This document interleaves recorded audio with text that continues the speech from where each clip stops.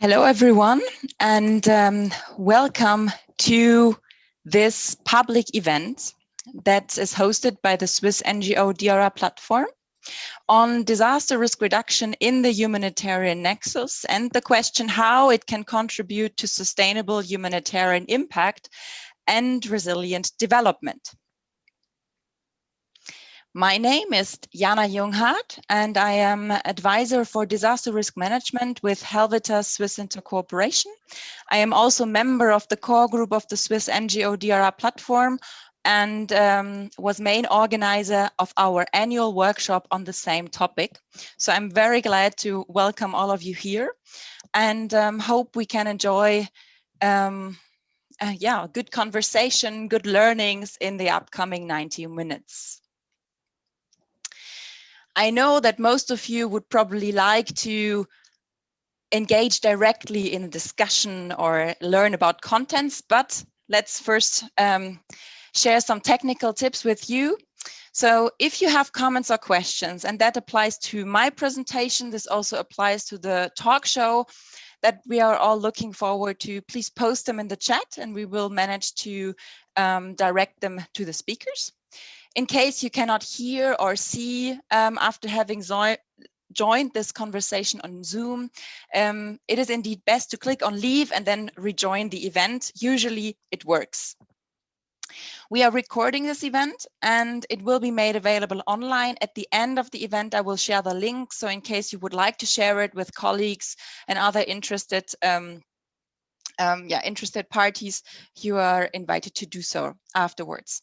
And yes, it's ideal if microphones are off so that we can have an enjoyable meeting or event without too much background noise, except maybe the church bells that are currently ringing in my background, but I hope it's not disturbing.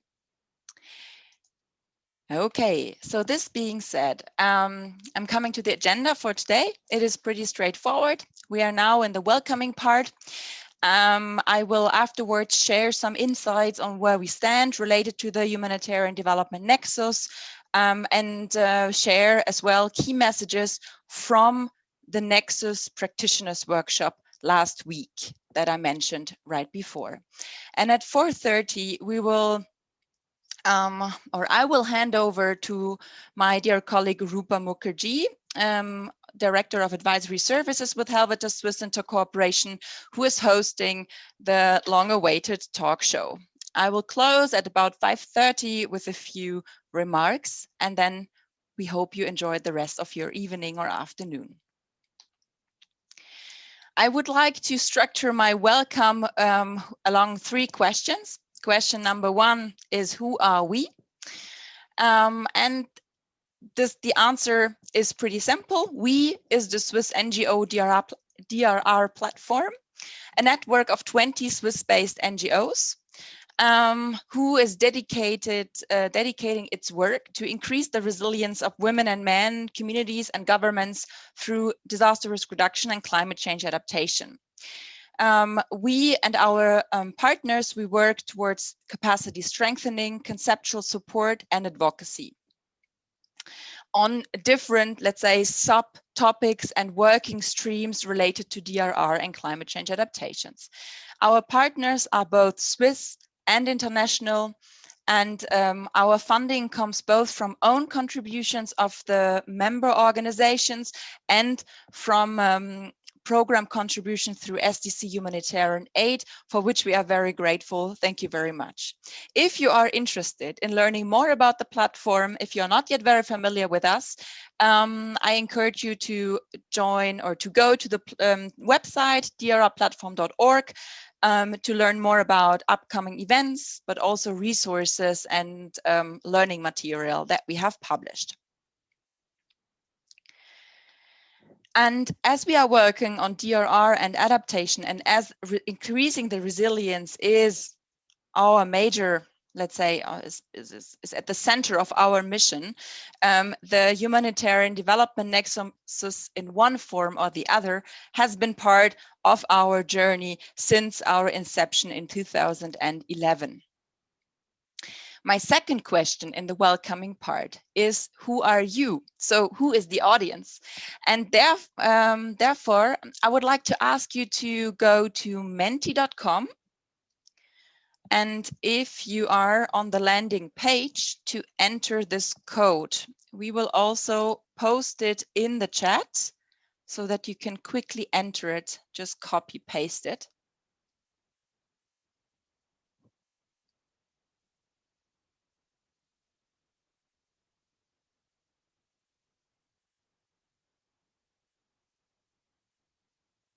Okay. Thank you, Franz.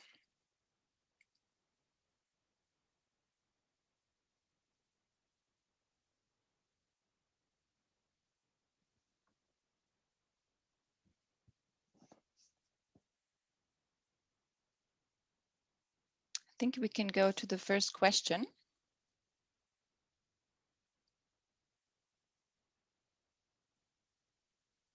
So for this question, we would like to, or please type the country that you are based in at the moment. And if, exactly, so if there are no typos, then we can see from where most people are joining.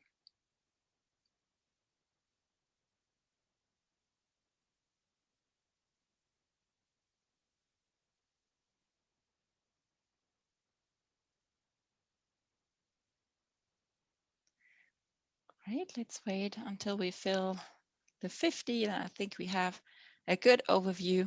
Switzerland is definitely the place where most people are based, but I'm really glad to see quite a diverse landscape from most continents. Of course, it is quite late for our colleagues in Asia, but maybe someone is able to join at a later stage.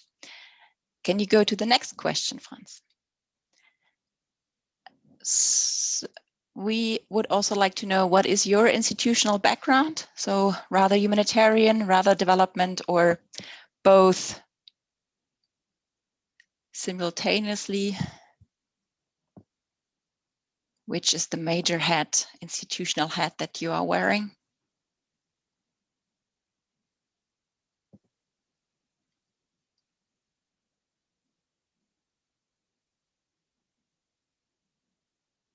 Okay, so this gives you also an idea what is the background of each of you, and I hope I'm not boring the experts among you with the coming minutes. So last question. What kind of organization do you work for? So we have the categories NGO, donor agency, international organization, private sector, academia, or other.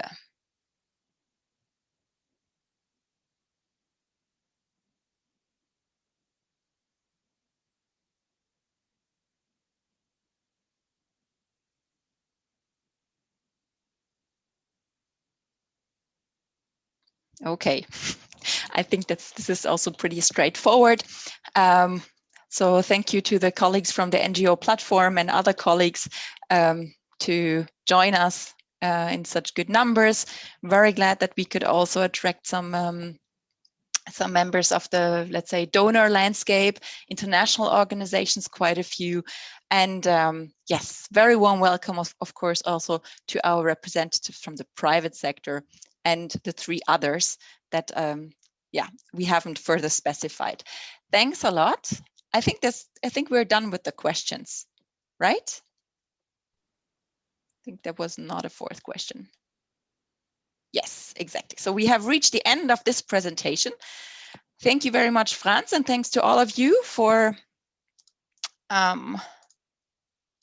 your contributions. So let's continue. I hope you can see the screen in presentation mode. As the platform is not only about organizations in Switzerland, we also collected, prior to the workshop last week, we collected some insights and some thoughts from colleagues in our partner countries. Interestingly, most feedback came from Latin America, So I'm happy to share with you a video on the question, what is the nexus according to you? Voices from our colleagues in partner countries.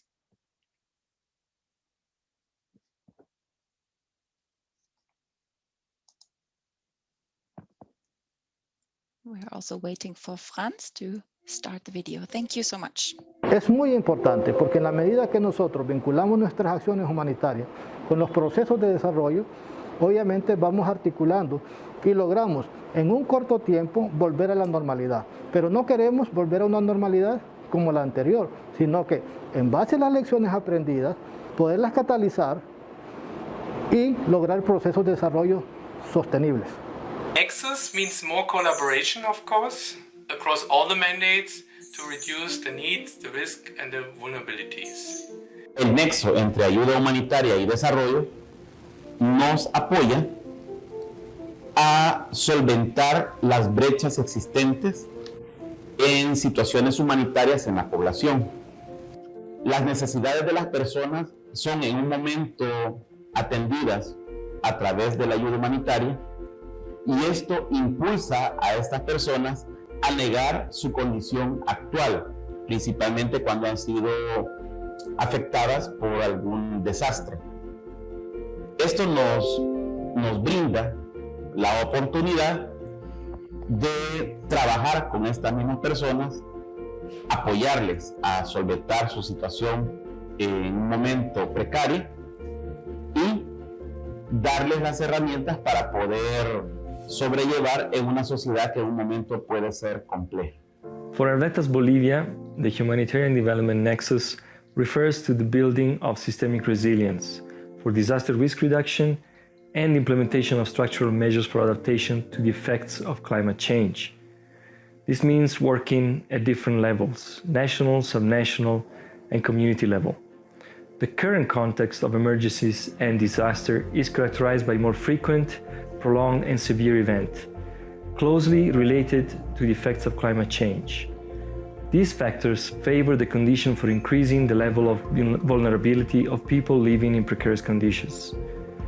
In this scenario, in order to break a cycle of reactive response, the integration of DRR into territorial planning processes and regular development programs becomes essential. It is thus not possible to achieve sustainable development and economic growth without systemic resilience.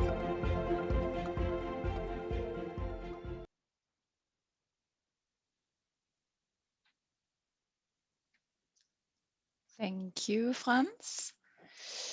Let me see.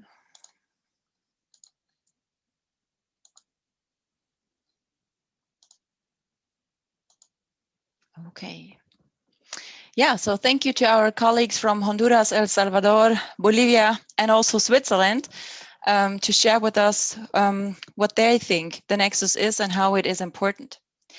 I am now coming to the third question of the welcoming part, and this goes right into the context. Probably not many among you will ask or will wonder why the nexus, because it's evident for you, but I'm still asking the question, why the nexus, and why the nexus now? And the spoiler is that we have been talking about it for decades. Many of you will still be familiar with the concept of linking relief, rehabilitation and development, LRRD, which emerged in the late 80s and then went on through the 90s, was linked to resilience afterwards, and has now evolved into the nexus. But why? Why now? It is because the volume, the cost, and the length of humanitarian responses worldwide has been increasing over the past years and is still on the rise. And to give you a bit of a clearer figure, the average duration of crisis and then the respective appeals currently lies with 9 years, tendency rising. And this doesn't apply only to protracted crisis, but also to recurring disasters triggered by natural hazards that are pushing people again and again into a crisis situation. One of the major consequences is that needs are rising as well. According to the Global Humanitarian Overview 2021, twice as many people are requiring humanitarian assistance than 5 years ago. And this translates to translates to 1 in 33 people who are in need of humanitarian assistance. In total, far over 200 million people. And not everyone can be assisted by the current resources, and resources are being drained to respond to these needs, and are risking to diluting resources or draining resources that could otherwise be used for development or for resilience building.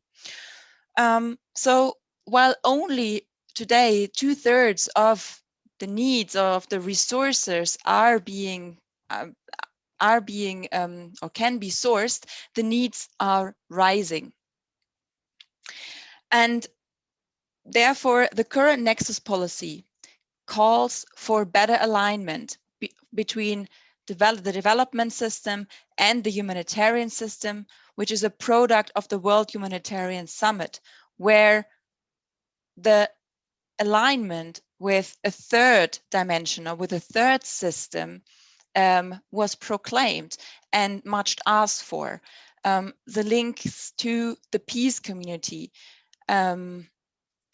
which was coined as the Triple Nexus.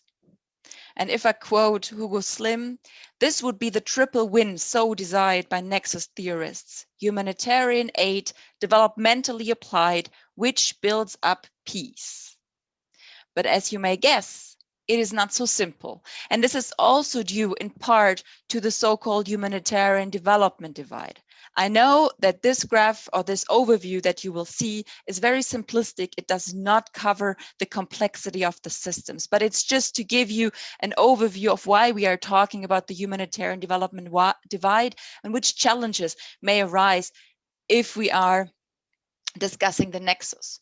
So while humanitarian aid is strongly linked to humanitarian principles, such as impartiality, such as neutrality, humanitarian aid is unconditional and it is fully need-centered, which means that it is focusing on underserved areas, and in these areas, the most vulnerable.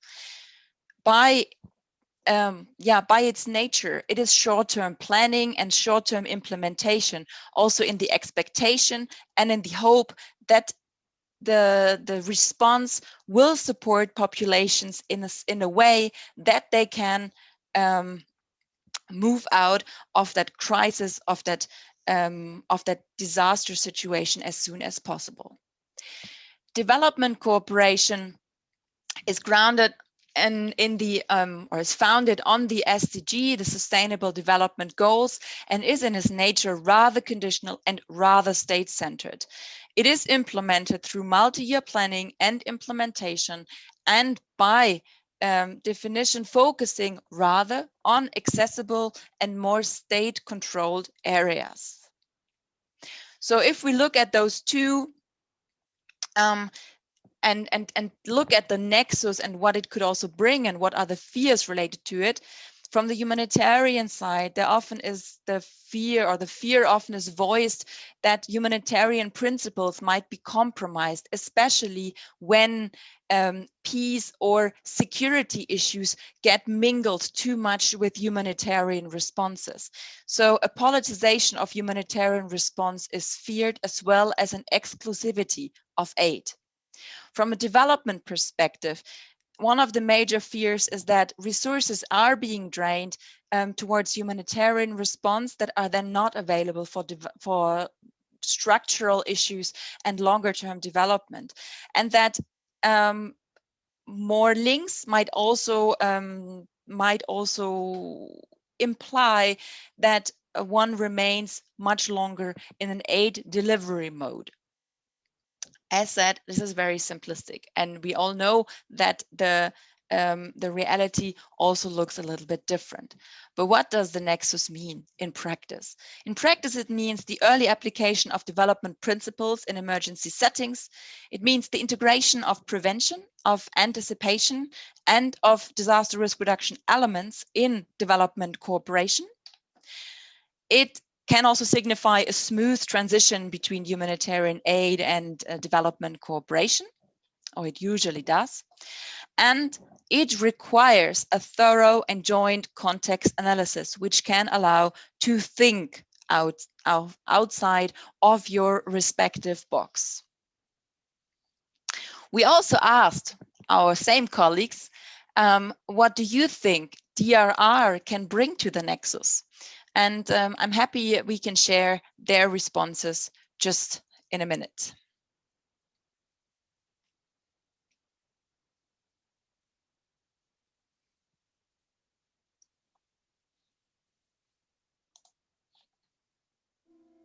El rol principal de la reducción de riesgos de desastres en este nexo entre la ayuda humanitaria y el desarrollo nos brinda un panorama en el cual tenemos presente que en nuestros contextos y en nuestras sociedades hay riesgos, amenazas y también desastres que se pueden desarrollar, y en nuestros planes, en nuestras proyecciones, nosotros introducimos el conocimiento de estas amenazas, riesgos y desastres, y ya lo tomamos en cuenta para nuestros procesos productivos, nuestros procesos sociales, que ayudarán a que la interrupción de la normalidad a través de un desastre no genere tanta afectación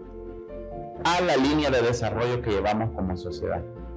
El principal vínculo entre la reducción de riesgos de desastre y la ayuda humanitaria y el desarrollo es que los articula.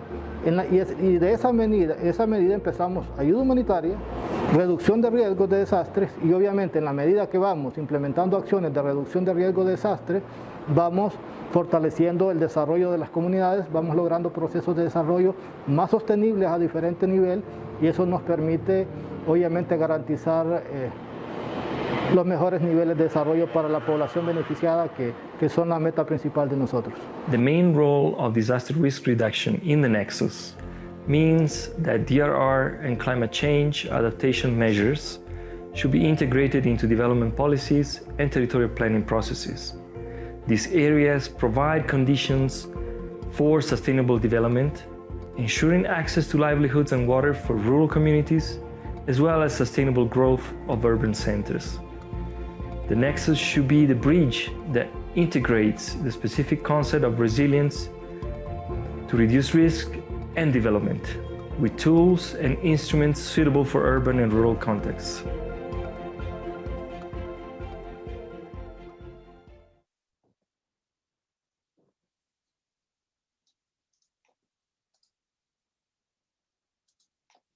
Thank you, Franz.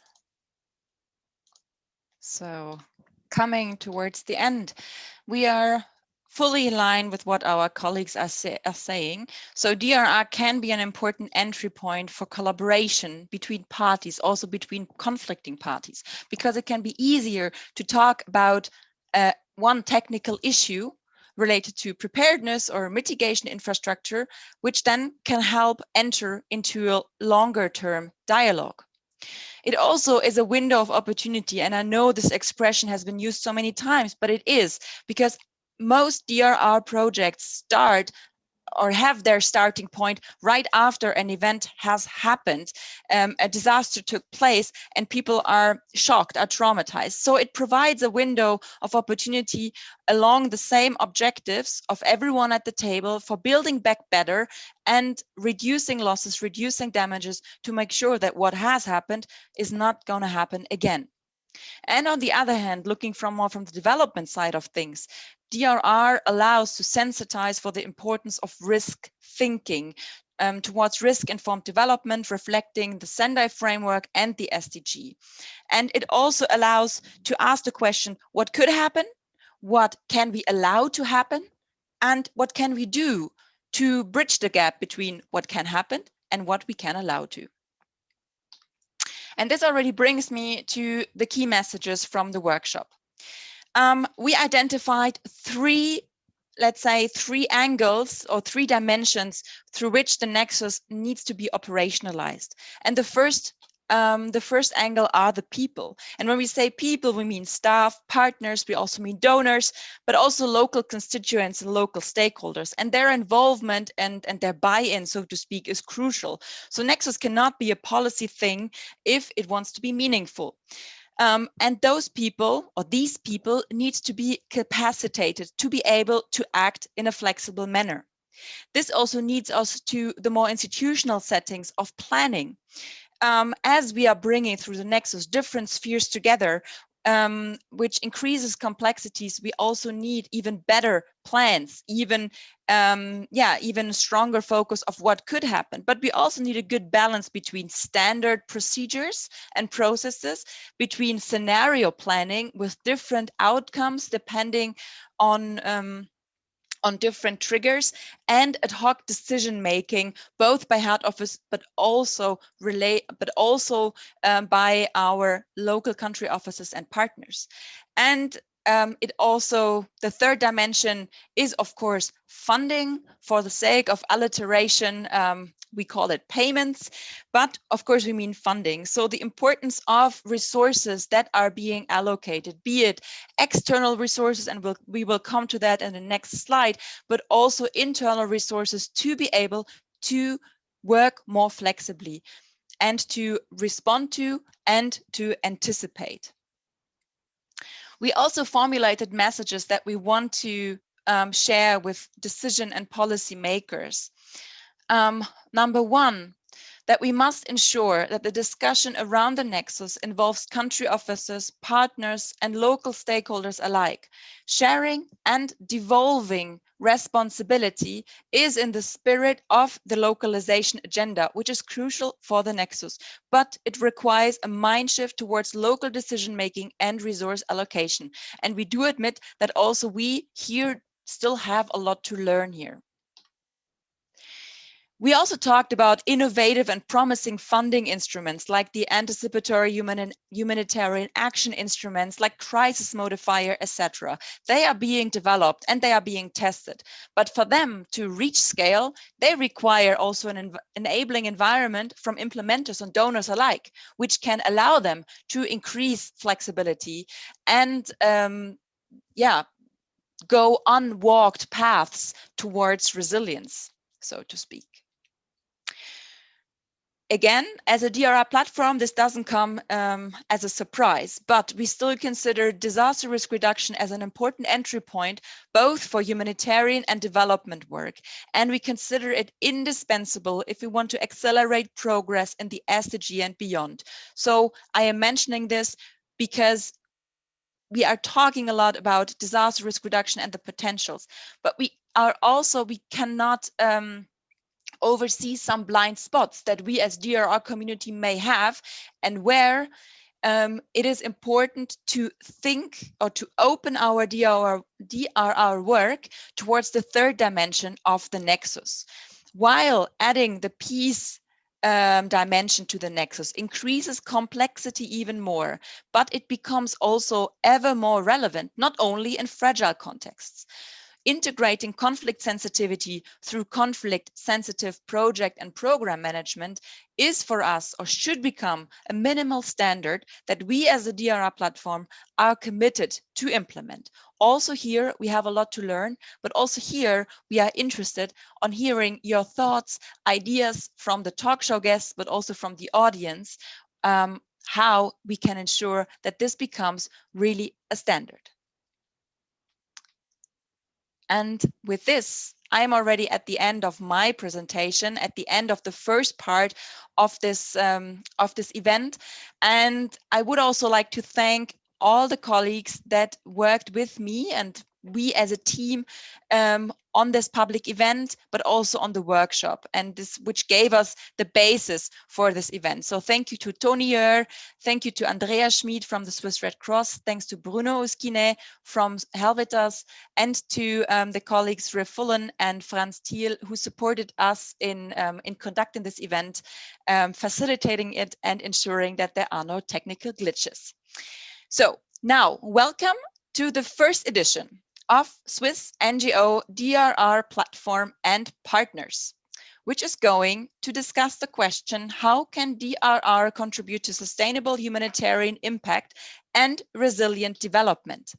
I am now handing over to my dear colleague Rupa Mukherjee, and wish you a lot of interesting exchange and fun in this next hour.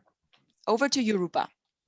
Thank you very much, Jana, and thank you also for a wonderful summary of the rich discussions the last 3 days. A warm welcome to all of you to this talk show. I'm Rupa Mukherjee, and I'm delighted to be your host for the next hour. We have a great panel, so let me immediately introduce you to them. We have with us Ambassador Manuel Bessler. He's the Deputy Director General of SDC and the head of Swiss Humanitarian Aid. We have Mr. Javier Castellanos, Under-Secretary General for National Society Development and Operations Coordination in the International Federation of Red Cross and Red Crescent Societies. Mr. Chapagan was meant to come, but he's unwell, so he's unable to join us today. We are very grateful to you, Mr. Castellanos, for stepping in, and we are really looking forward to hear from you. We also have Dr. Barbara Dietrich. She's the Regional Coordinator for Bangladesh, Myanmar, and Laos for Helvetas Swiss Intercooperation.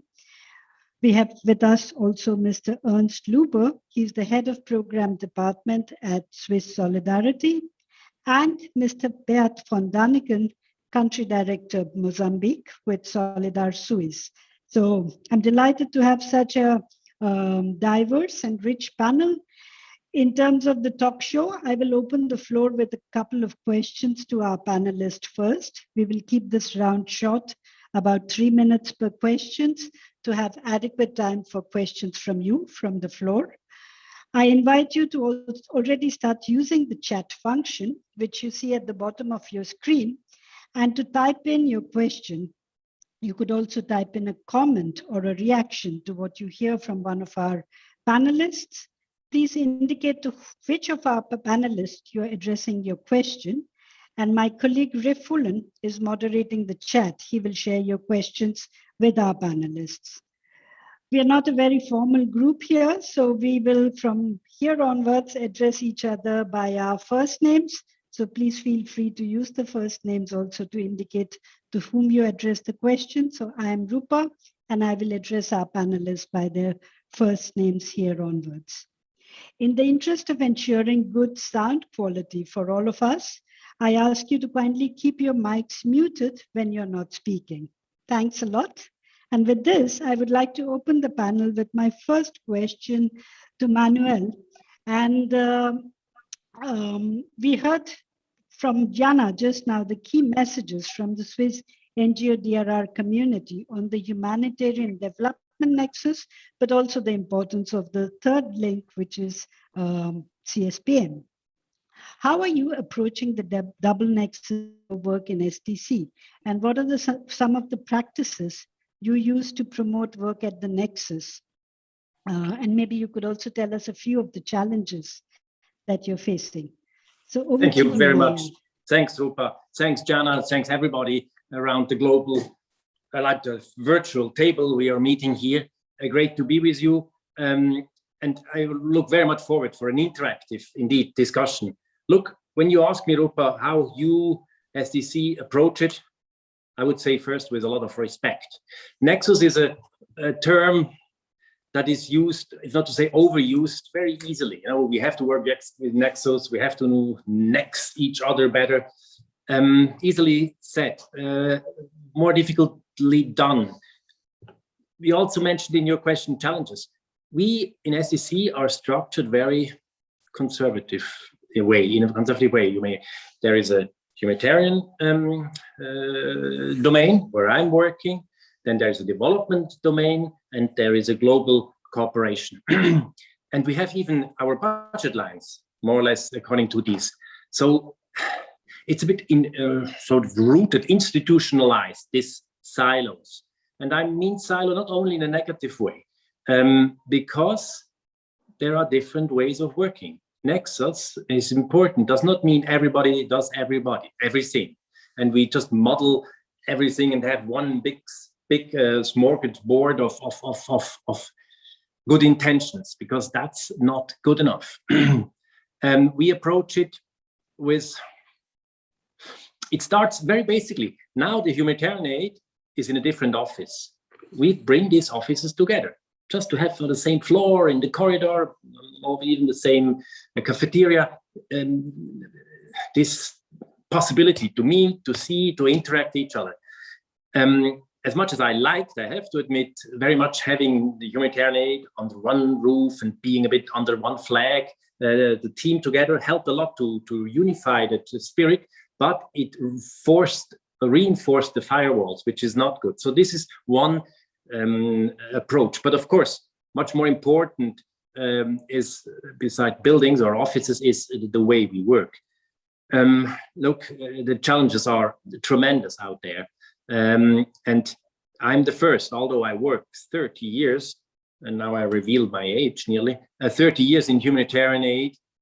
Humanitarian aid is not the solution. It's as simple as that. And I say also, you know, there are no humanitarian solutions for political problems. Humanitarian aid is an important band-aid. When there is hunger, when there is too much or not enough water, it's important to bring water or to bring food or to make sure that the water can be evacuated. But this is only the immediate needs, and our needs are more long-term. The crisis that we face, and we will for sure address it several times, are protracted crisis. Also for us in SEC, and I work now 10 years in SEC, it is, I don't think, very rarely a crisis which are sort of the chapter is closed. Take the last one, or one of the last, the blast in Beirut. I mean, Lebanon is one of the center point. Of course, we had to interact and quickly come and with construction engineers, but the crisis in Beirut is much wider than only, in quotation mark, the blast that we saw last summer. We approach it with respect, with sort of a try to adapt, to change the way we work, the way we think, and really with a holistic approach to crisis, to the needs, how to address them. If, an example, in Haiti, we built or rebuilt schools with humanitarian aid, or fixed schools, then the development should add. Then we have to invest, for instance, in the educational sector, because otherwise we have empty schoolhouses. So it has to make sense. This holistic approach is for sure an important one, and this takes time. Even with people that are willing and motivated, you have to think really outside of the box. And I tell you, I go through, let's say, challenging times where I am afraid to leave the comfort zone, relatively speaking, comfort zone of humanitarian aid, where I work, and I know it relatively well. Opening up to new, on less charted territories. But this step we have for sure to do. These some first ideas. Back to you, Rupa. Thank you very much. And it's very important to maintain that humility that which you mentioned, and also not to forget practical things that can help us to work in more connected ways. So thank you very much for those opening remarks. I come to you, Javier. How does IFRC approach the topic of the double nexus, and what does that mean in your work? Thank you, and thank you, Rupa, and such a great pleasure to be with all of you, and thanks for the invitation. I will try to bring probably 4 challenges to share with you. But first of all, I think it's essential that we put ourselves as on the shoes of affected individuals and communities. And one key element that I think is essential is to recognize that the silos between humanitarian development and peace are not relevant to them. Normally, what we see is individuals in communities have needs, have rights and aspirations, and those are that are in the day-to-day of their activities. And when we see our network composed with 160,000 offices with the people from the communities facing similar threats and vulnerabilities and delivering in the Triple Nexus all the time, so they are living in those conditions. The first major challenge, in my view, is when you have this local capacity that has to be the good preparedness, the good readiness, and also being able to adjust to the fast changing environments requires a permanent investment on ensuring that capacities are there. The second element is related to a challenge on how donors treat the nexus per se. And this has considerations where the different players, different organizations are encouraged to plan and budget according to the donors' interpretation of the donors' way of working in terms of to be able to access to the funding. And if I look the IFRC network, for example, when we look the network, a volunteer of the Myanmar Red Cross Society, maybe is working in a water and sanitation project in a community in order to build community resilience and working for a few months. But the same volunteer might be responding today to the COVID-19 operation or to any other emergency. And maybe tomorrow, the same volunteer is providing first aid resulting from the political crisis that is now affecting the country. So what I'm trying to say is that planning has to be to prepare, at least in our network, based on trend analysis and multi-hazard approaches along the continuum, and being able to respond according to the needs. So this leads to the second challenge, a big challenge, to maintain access and confidence of the local communities, to be closer to their needs and practices, and being able to adjust to the different circumstances. Now, how to reconcile the different perspectives is the other point that deserves attention between addressing community needs and priorities that should become the objective in the nexus at the end. So if we agree on the needs and priorities that we can commit that at the same time are part of the sustainable development goals, but also in this nexus, the way institutions behave will be directly impacting the capacity to deliver services. This means a third big challenge, which is to be able to always exercise good application of fundamental principles, the principles of humanitarian action, notably in complex emergencies or contexts where there is insufficient government capacity. And I think in the previous presentation was mentioned these fears in terms of how this is operating. And let me end with a fourth final challenge that I think is important to highlight. Reducing the impact of humanitarian crisis, not only meeting immediate needs, but also reducing vulnerability and risk is crucial. Therefore, shifting focus on what we do should be around building resilience at individual, at community, institutional levels, and use the 5 capitals, the human, social, physical, financial, environmental, that can be used for development or for the humanitarian work, but with a multi-hazard, multi-stakeholder mindset. Therefore, humanitarian action alone, it is not enough to reduce vulnerability and risk, and it cannot address the structural deficits on the root causes of crisis. So the 4 main challenge here is that it has to be focused on building resilience and reduce dependency. Whenever needed, external support is important to plan with an exit strategy, if it's in the humanitarian setting, that focusing on a smooth transitioning into the local resilience. Back to you, Rupa. Thank you very much. And that very nicely brings us to also the field perspective, where Barbara, I would like to hear from you. What does the double nexus mean for you in practical terms in the field, where challenges are constantly changing, people have to constantly change their modality of work? How do you experience it? Yes, for us, for Helvetas in the field, it is really, I would say, a key concept. We usually look at after a crisis as our intervention from a development perspective, but still we want to address urgent needs of the people at this moment. So I would like to mention an example from Bangladesh, a flood response. So we did a typically humanitarian intervention. We did a cash distribution, and we addressed it to those who lost everything, who were the poorest.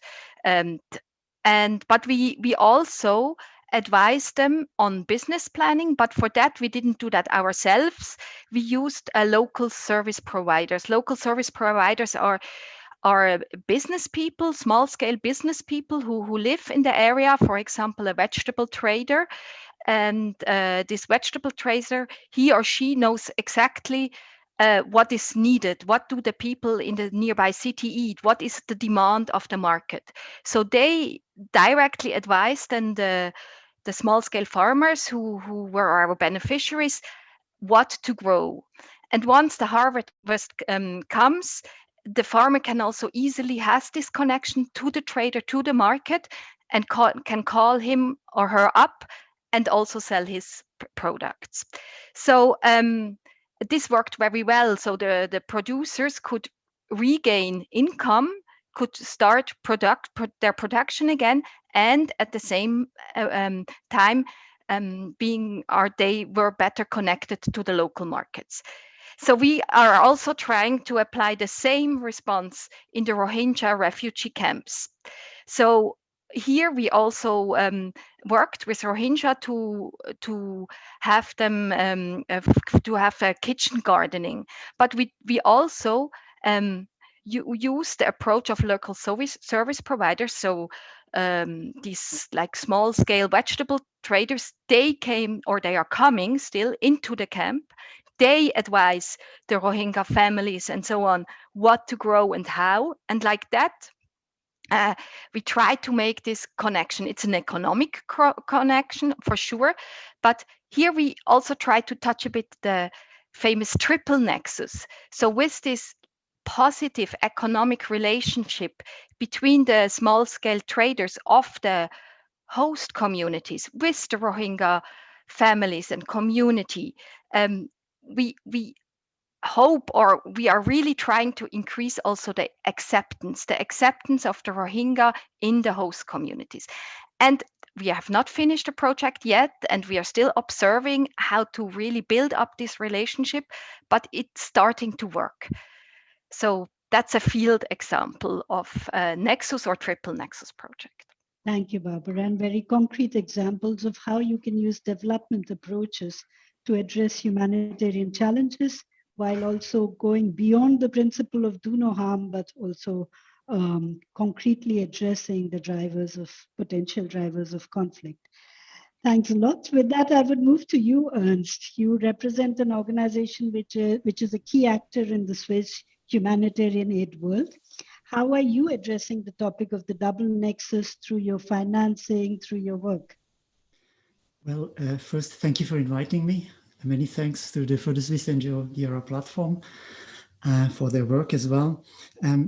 Swiss Solidarity is a fundraising organization. We raise funds together with the Swiss public broadcaster, and we are a humanitarian donor.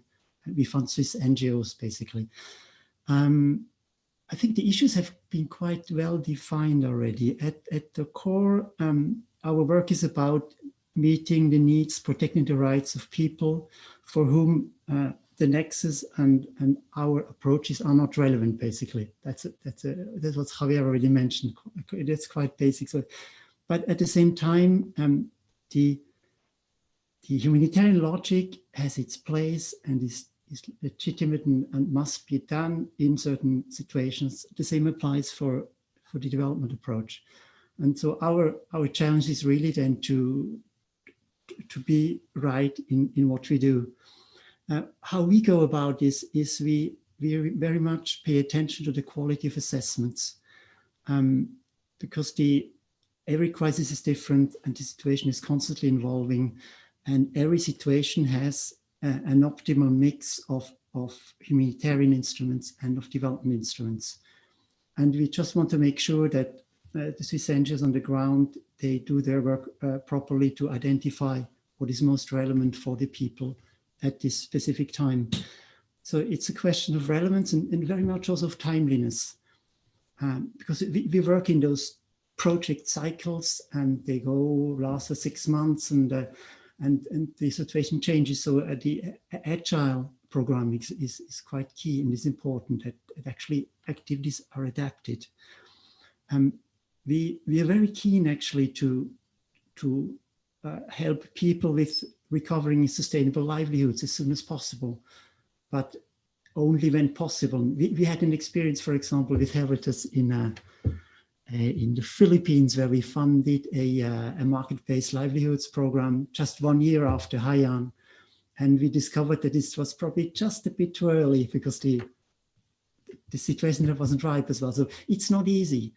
Even if you try to do it right, it is each time a challenge, but we must try to be timely and to be appropriate in the right kind of mix of approaches we apply. This is sort of and this very much is an issue of assessment and of regular review and of understanding the situation of the people and the communities we are trying to work with and assist. Thank you, Ernst. And I really hear you in also resonating the message from Manuel to be constantly open and learning, and to approach the challenges with learning orientation and humility.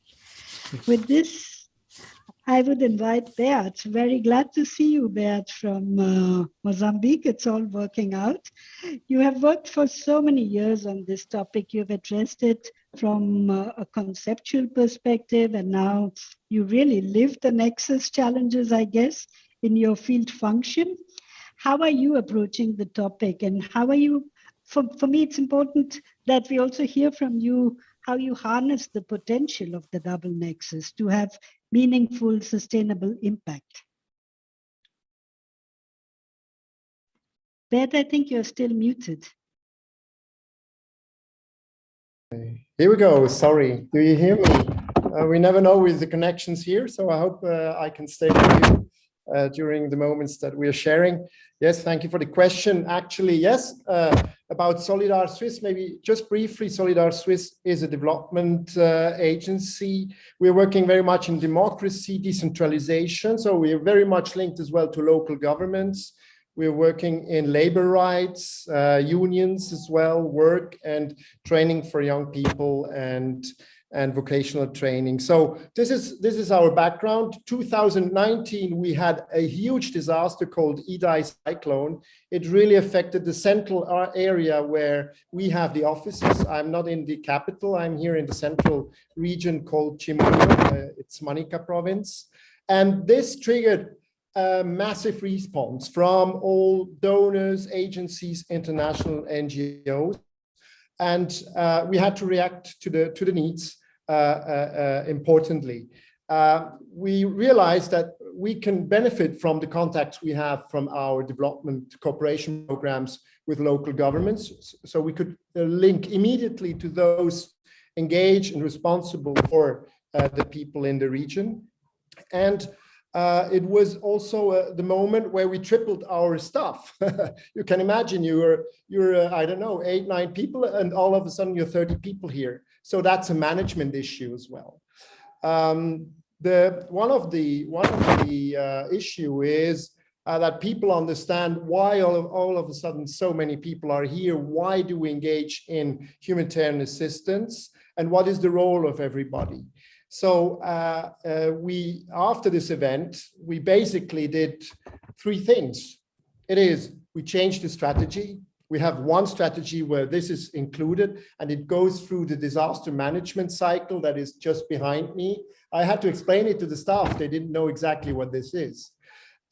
Second, we have one program where this is development cooperation, the different topics we are treating is integrated, and humanitarian aid as well. And we have one team. It doesn't mean that everybody has to do the same thing. And I very much agree on what Manuel said. It's not that, but we have to know what the other is doing. I think it's about leadership. You need here a leadership at all levels to explain the role of each party engaged and what it is about, that everybody has a hand to give, particularly when there is a major disaster like the one we lived 2019. And then later on, if you go on a longer term, it is really to link the humanitarian action to the development action. Fortunately, through the development program, we have the contact with local authorities, local government, district authorities, where we support them to build their development plans together with the civil society.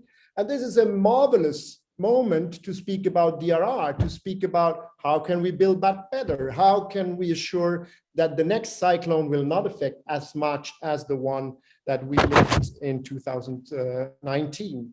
So this is one aspect. And then as well, development actors have to understand, okay, the humanitarian actors, how they behave, if they come quick, if there's a lot of means, and you have to have systems in place where you can do both. You can't wait 6 months for a contract to be done. You have to make it very quickly. You can't do procurement as you would do normally. So you would have the systems in place as well to be ready in case of these massive humanitarian needs. So I think it's really my message. It is about leadership. It is about explaining to people so that the right hand knows what the left hand does and joining together. And basically, this is my job now here.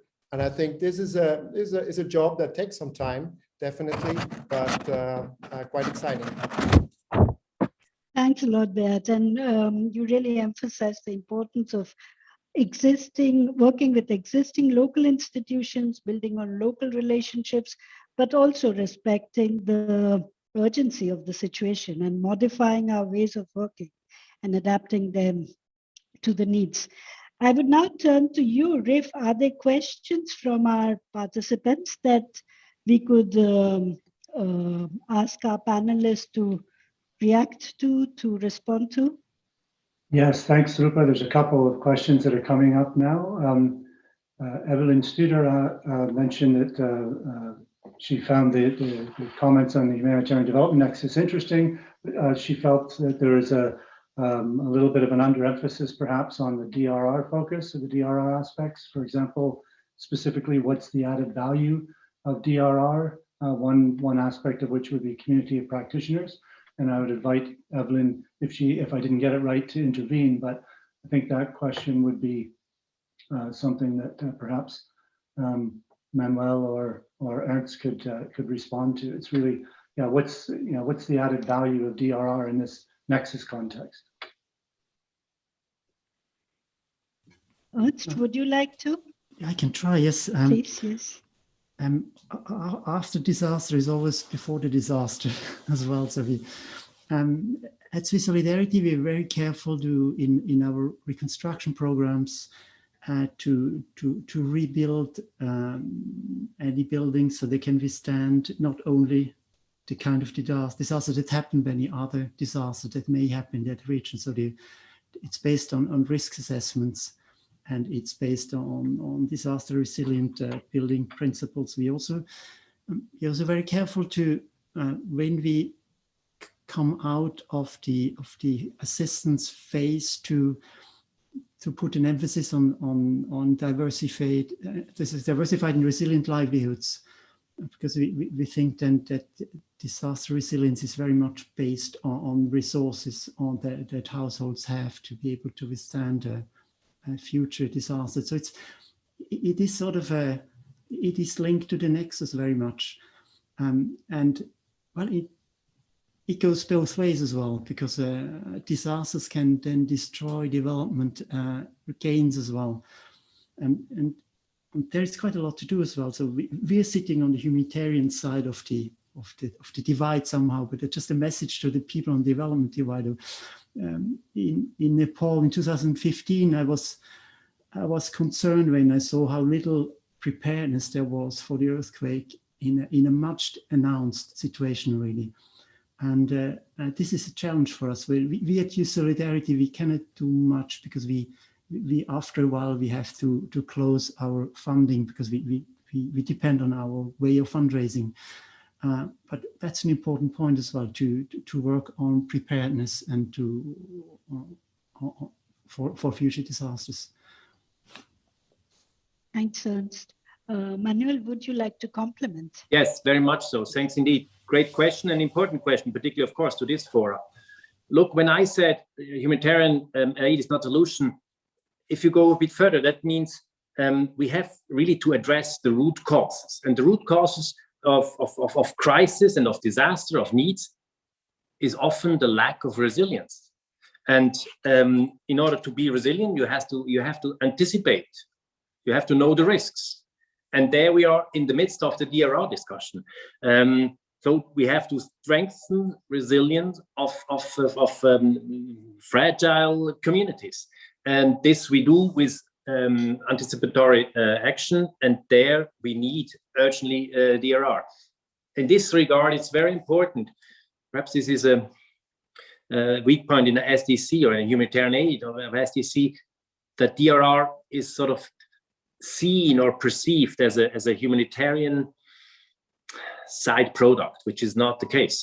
DRR is really across the board important, and has, of course, also, and we will work on that, and we will restructure in SDC our approach that DRR, of course, is full-fledged, also at the benefit of development, because we have to think, this in a nexus approach, and there DRR has to be part of. So, importance of DRR, particularly because of in order to anticipate and to react to risks in terms of preparation. Back to you, Rupa. Thank you very much. Rif, would you agree that we go with the second round of questions if there's not a burning question from the audience? Yeah, there is not. I noticed that Barbara put in a message about DRR in the Rohingya context, where it was actually integrated from the beginning as part of the training, but also, in the longer period, integrated into the work that Helvetis is doing in that context, also in the context of COVID-19. Thanks a lot. Thanks for that input also, Barbara. I would like to come back to you, Javier, because I saw your long career with the Red Cross. You started as a volunteer in Ecuador. We would be really interested to hear your views on localization. How is IFRC going about it? No, thank you very much. And indeed, I started myself as a volunteer, as what we normally say grassroots volunteer. And this is the first time that when it comes to me localization, what we mean is about local action, delivering humanitarian services and enhancing community resilience on whatever we do. And localization without action loses absolutely its value. And so therefore, the way I see it in terms of how the IFRC as a network invests on, first of all, in the readiness capacities to be able that across the 160,000 local offices and the 14 million volunteers are capable and ready to respond and engage with communities. And engage with communities is absolutely important to ensure that local action is happening and is proactively also in terms of engaging with the local actors. So if I put in my experience with the Red Cross, definitely I have to first to connect with this long network of the Red Cross that we have across the world and in each country that we work with. But when we look, despite of all the efforts around the Grand Bargain and the progress made by some donors, what we still see are some challenges around localization in terms of direct funding to local actors, but also challenges related to the conditionality of the funding for local to access to those funding. So there is a challenge in terms of how much to progress fast on localization still donor mindset is risk averse or not. And what we have seen yet in COVID-19, I think is a perfect example that demonstrates how local action, the role of local actors, the importance of trusting on their capacity to deliver has been of paramount importance, and finally can demonstrate that investment at that level is of crucial importance. If I look the Red Cross as an institution, we have been in the front line of the local response with COVID, reaching to almost 650 million people during 2020, with an average of 1 million volunteers per day across the year working in activities, reaching to the communities, reaching to the people that needs support. So the pandemic has to be an element when we are talking about the localization, that how serious self-reflected to have an introspection in terms of how the interactional aid sector is functioning, and also in which way this sector, the international sector and the donors can change the mindset in terms of in the way we are doing the business. So just to conclude in terms of this point of, if localization is something that we will have to build the future on, we have to bring COVID-19. And by all means, we will see that the international actors that were unable to mobilize, that provide different innovations in terms of remote support, etc., to the countries affected. What happened at the end is that the local actors demonstrate with local action good impact in order to reduce the significant challenges around the pandemic. So localization nowadays has to be before COVID-19 and after COVID-19. Thank you very much for bringing this very important perspective. I also feel that a lot of things that we have been doing need to be radically re-looked at with the of this pandemic. So thanks a lot for sharing that very rich insight. Ernst, I would like to come to you now. I would really love to deepen the localization question, but I have another one which I must ask you, which is that Swiss Solidarity, with its orientation towards the immediate and midterm post-disaster support, how do you bring in the nexus approach? That is this thinking to include development aspects in our programming as soon as possible. How are you going about it? As I mentioned earlier, one part is in our reconstruction activities. We are very keen on helping people to do resilient reconstruction. This now often happens through training of masons and carpenters rather than by direct micromanagement of what is being built in private housing, as in Nepal. But we also have we're very active in reconstruction of public buildings, for example, schools, health posts, and so on.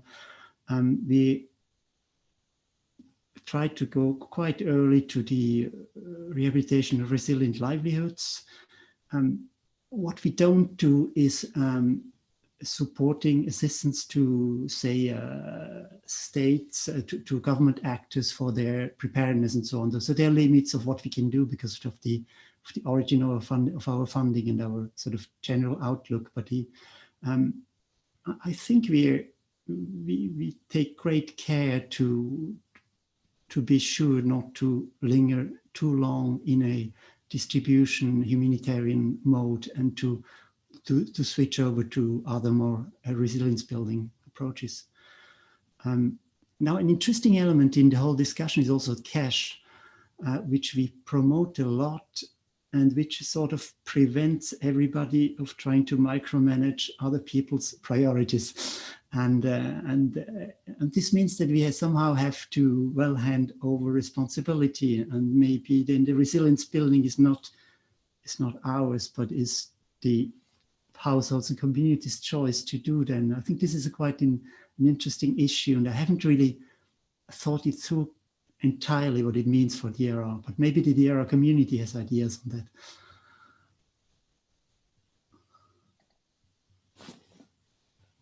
Sorry, I was muted. That's indeed a topic for further and deeper reflection, maybe for the DRR, NGO DRR platform to consider. You know, what do we learn with regard to resilience building through cash programming, and how are households approaching it? Also add something Riff, from the chat? please. Yeah, sorry to interrupt, but just this is quite pertinent at this moment. Mark Schmid made a contribution that's on this resilience topic, and asking Manuel if he would agree to this formulation, which is that resilience is a consequence of the long-term building up of social capital, networks, and connections. So one of the implications of that is that preparedness competence is something that should be kind of integrated into development programs at the level of local protagonists. Manuel, would you? And my short answer is yes. Yes. Yes. No, it makes very much sense. Shows also a bit the complexity. You know, we throw very easily this kind of terms like nexus, like resilience out there, but actually there's a lot behind it. And actually, it's a good approach. I like this definition. Thanks. Thank you, and thanks for that question too. Now I come to Barbara on a very practical question of financing work at the Nexus. So how does an implementing organization like Helvetas deal with this challenge? Can you share some good practices? Yes, I have to admit it can be a real challenge. What we still see that many or most humanitarian donors, they really focus on the first response after the crisis. And for Helvetas, as I said before, we prefer, or we are most comfortable to work in a nexus, and we are usually not present in the first few days or weeks after a crisis hit. We do react usually with our local partners, but we ourselves are rarely in the forefront. So now these donors often, they don't even recognize us or know us. So if later on we want to get funding for a rehabilitation or recovery project, we really struggle. So I guess for us, the conclusion so far is we just have to play the game. We have to flash out our logo everywhere from day one.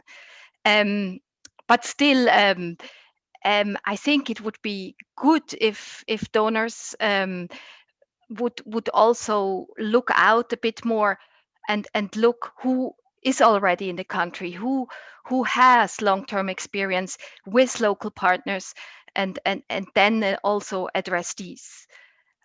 So another issue, and I'm sure we all know, is of course the short duration of humanitarian projects. Like I just want to mention, for example, a seed distribution.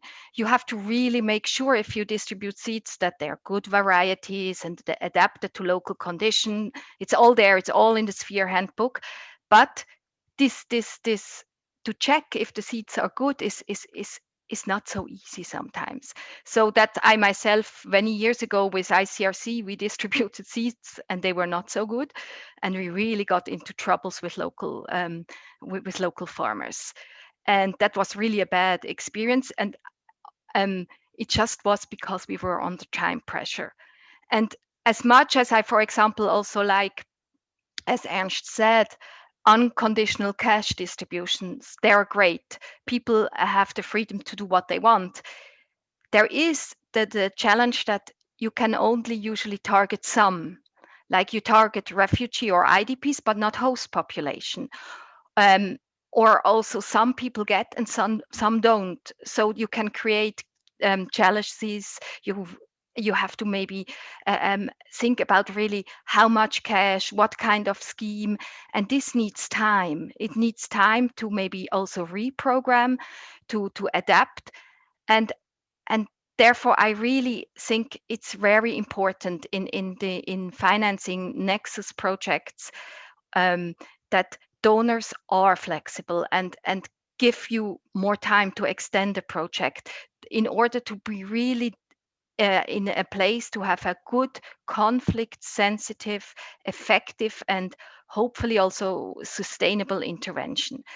And I know SDC and Swiss Solidarity, they do understand. I see that, Manuel and Ernst, fully also in the field. We see that you do understand that we have these challenges. But sometimes your guidelines, or especially also compliance issues, they do not allow you to adapt. So I think there is scope somehow to adapt a bit to this need. And I don't know how the Red Cross sees that, but I guess you have similar experiences. Yeah, thank you, Rupa. Thanks, Barbara. Would one of our panelists like to share something back with Barbara? Respond, Javier, from your side, or Ernst? No, I think Barbara has put it very well, and it was very much aligned on the previous topic. You know, the tendency when we talk about flexibility, adaptability to the different scenarios, has to be accompanied by changing in policies, in procedures, in the way we operate.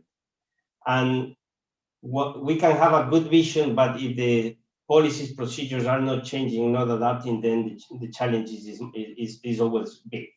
So I think the more that we repeat and the more that we are trying to influence these changes, both donors and organizations will be also adaptable, because it's not only the issue of donors. There are organizations like ours that also need to adjust. And there is one thing that in the challenges of donors, that also is the issues of accountability. So accountability has going up in high level, and the issue is that organizations need to ensure that accountability is in place. But that creates more challenges in terms of being more flexible and adaptable. So it will require the joint participation for solutions on those kind of things. Indeed, that resonates, I think, very strongly with all of us in terms of the growing need for accountability, but also the demand to be flexible and agile in the field. And, you know, how do organizations operate within this tension field?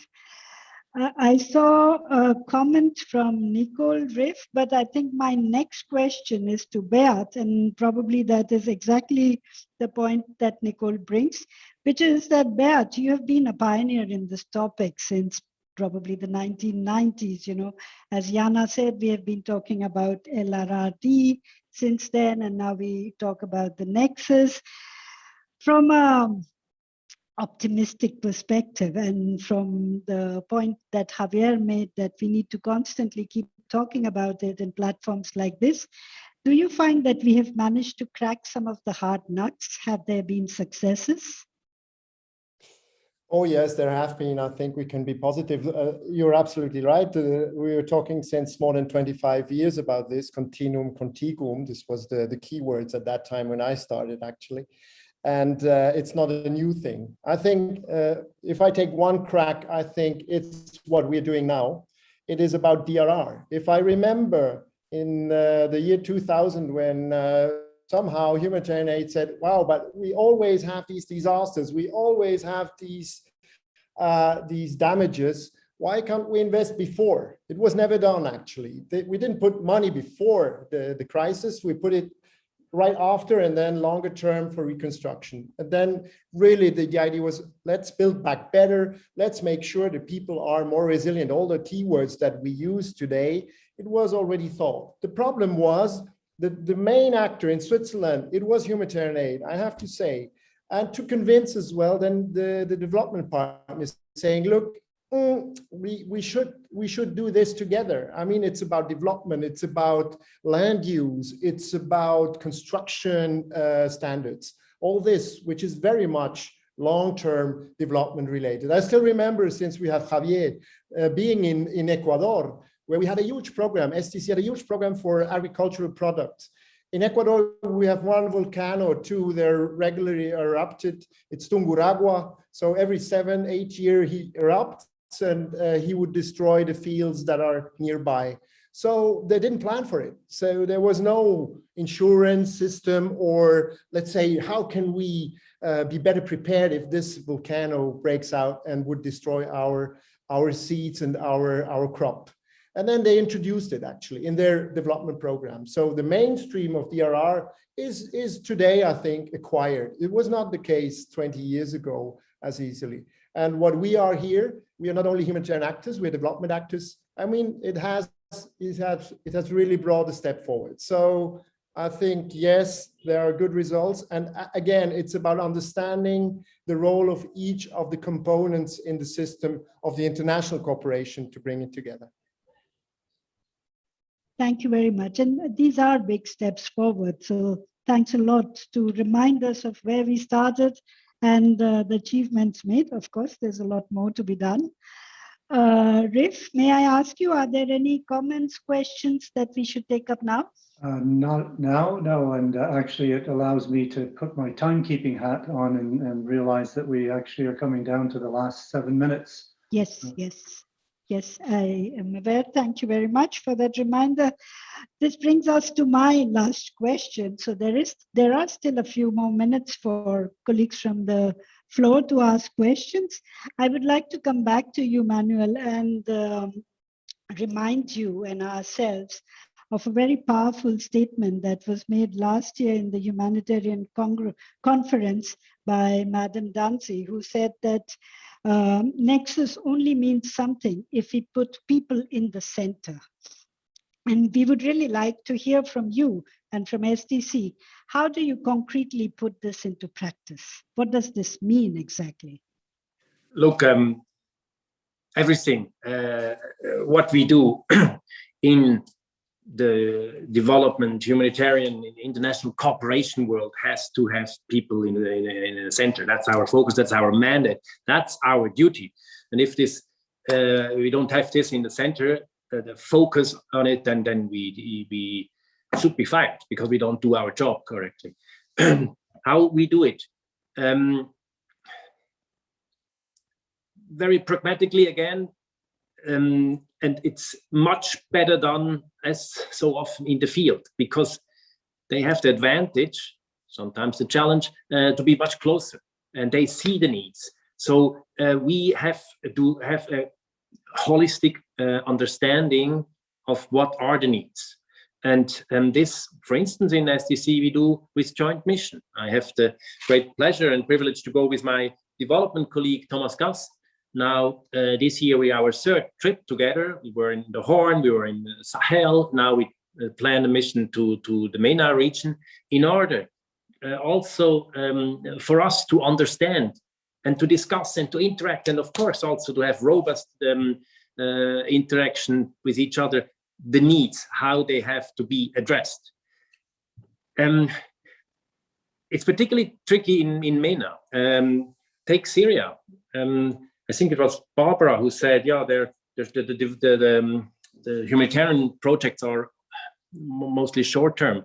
Syria is 10 years. And for a lot of political reasons, people do not speak of development in Syria, but humanitarian. So these projects or the follow-up of the projects have to have a long-term existence or a long-term sort of timeline. And in this regard, it's important to bring in our development colleagues also in discussion about emergency, to be brought into discussion about context changing. Mozambique, it's great to have you, Beat, and to see you also here, which is one of the focus countries of SCC development. Suddenly we have this emergency 2 years ago. There you have to shift gears. And there, of course, we benefit very much on the network that our development colleagues already set up. And we in SCC had the great privilege to work with actors like Helvetas in order to bring this long-term impact of our humanitarian activities. Look, we approach this people-centered mind in a more focused and a more joint working method from the top of the hierarchy up to the bottom, or the other way around. And in this regard, it's indeed a common endeavor and a common challenge that we have to address together. In this regard, it's great to have all these colleagues online and to hear them also. For sure, it's worthwhile, to maintain these contacts and to cultivate them. In this regard, a big thanks from our side to the organizer of this panel. Back to you, Rupa. Thank you very much, Manuel. And it's great to hear how the leadership actually works in a Nexus spirit, because that also flows through the whole organization. We still have 2 minutes, maybe 1 minute. If a colleague from the field would like to respond to that, react to anything else that has been said. Maybe if I can jump to what Please. Javier was saying at the very beginning, and I very much agree on this. The lower you go, the less we're talking about Nexus. It's about the needs of households, families, and people, and they wouldn't make the difference. It's a very systematic difference that has been done by the systems in place for having humanitarian aid, for having development cooperation in their different thematic orientations. I think we have to try to get a step back and build more bridges. It needs more bridges. And I think DRR is certainly one bridge. It's not the only one. And where we have exactly this better understanding. This is not only SCC. I think about European Union. They're also very divided. It's the humanitarian, it's the development. I think many institutions, donor institutions, have to rethink how they're organizing themselves when it comes to assistance. And the deeper you go, I am at least in a position where I can say, yes, I have a holistic view, and I try to plan in this sense as well, not only providing the emergency assistance, but already thinking. The moment you have a disaster, you already think development, because you have to integrate it very quickly. And all we want is people finding back their normal life, not that they stay dependent on relief. And this implies development cooperation views and perspectives. So I think it's very much also a problem of being systems in place where the funds are triggered in a sense or in another. Another good thing was the Sendai DRR framework for DRR. I mean, this is an international commitment, and it was said publicly that we want to make this, all the actors, also the humanitarian summit you mentioned. So I think internationally the things are moving, but it will take another 10 years maybe till we will have the system changed. If I may, Rupa, Yes. just few words. I think when we talk about the Nexus, we have to have common agreements, first of all, in needs. It has to be needs-based first. The second in livelihoods. And when we talk about livelihoods, is the protection of livelihoods. Not only the recovery of livelihoods or support to livelihoods. Protection, meaning also connecting with laws and regulations in order to really have the social protection mechanism to support those livelihoods. The anticipation, as Beto was mentioned several times, anticipation is going to be crucial, and Ernst also mentioned anticipation as a crucial component. If we could have those elements as an agreement to say, if our focus is protection of livelihoods, probably we will be doing a tremendous difference in the resilience of communities and people in need.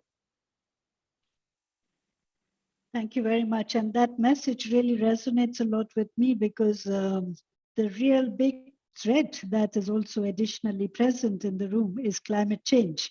And anticipation and an outlook towards reducing risk is what will help us to cope with the more extreme events that we will face, or more frequent ones, etc. So I think these are very important closing comments from all of you. I cannot really add much more to that. But what I do want to say is a warm word of thank you to all of you for all the great work that you do, for your openness, for your willingness to be here today and share these great insights. I think we can only progress through talking together and not talking past each other. And platforms like the DRR platform play a very important role in bringing diverse perspectives together with a positive and future-oriented positive outlook. So thank you very much. As a small gift from the DRR platform, we will send you a song list that will reach your email box with a word of thank you from us. These are 120 songs from the countries that we work in, that you would have surely traveled to several of them. So I hope they bring a smile to your faces and some happy moments while we do this very important and challenging work. Thank you very much. And for all our participants, I think you will find the link to the song list also in the chat. So please don't forget to copy it. And a very warm thanks from my side to all our great panelists and participants. Back to you, Jana. Thank you so much, Rupa, and thank you to all the speakers. It was really fascinating to see how the discussion traveled from local, let's say, community level, first responder level to global issues. And I'm still wrapping my head around how to summarize it. And I will not take long, just a few points. I think, Beat, you summarized actually very well what I wanted to bring up in that summary part, is that the more local you go, the less silos you have.